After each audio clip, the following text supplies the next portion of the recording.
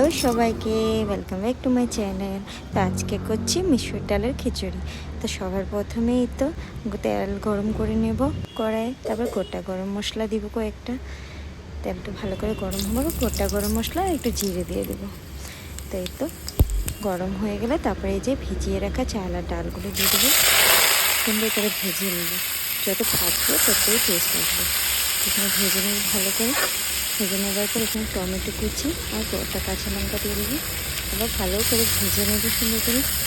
ভেজে নেওয়ার পর এখানে দিয়ে দেবো একটু নুন, তারপরে দিয়ে দেবো হলুদ, তারপরে দিয়ে দেবো জিরা গুঁড়ো, আর আমার সবসময় পছন্দ সানরাইসের গরম মশলা দিয়ে ভালো করে ভেজে নেবো সুন্দর করে।